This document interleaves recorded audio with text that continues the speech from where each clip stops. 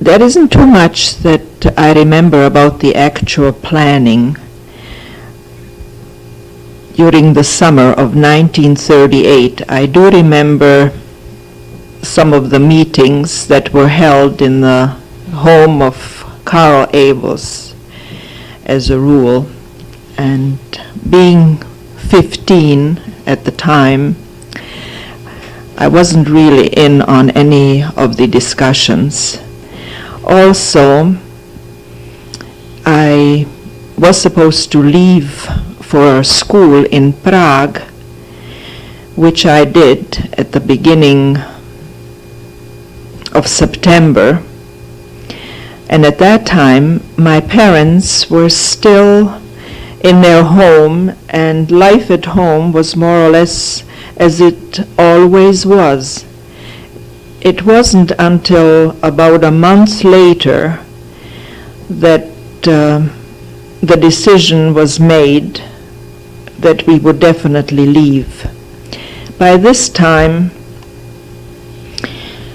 the situation became quite crucial, and my parents left our village of Blizova, or Blížejov in Czech, and moved into the central part of Czechoslovakia, where my mother had relatives. And my father, mother, and sister stayed with them. Also, some of my aunts, uncles, and their children moved to Hořovice, where these relatives lived. And I was still in Prague, where, as I said before, I was to attend school. But by the end of September, everyone feared that war might break out. Prague was in a blackout. We were all issued gas masks.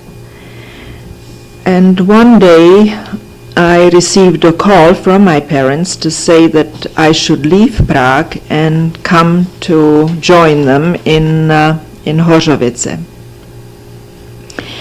I was there only a short time, I would say roughly about 2 weeks or so.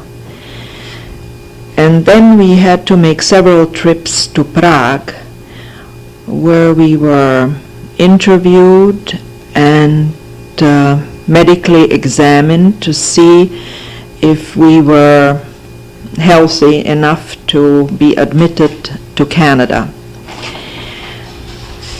I was told, I was reminded just recently by my father and my aunt, Marta Popper, of the names of some of the men that came to Prague.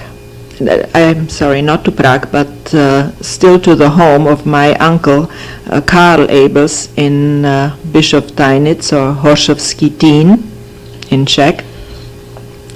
And his name was Mr. D. May.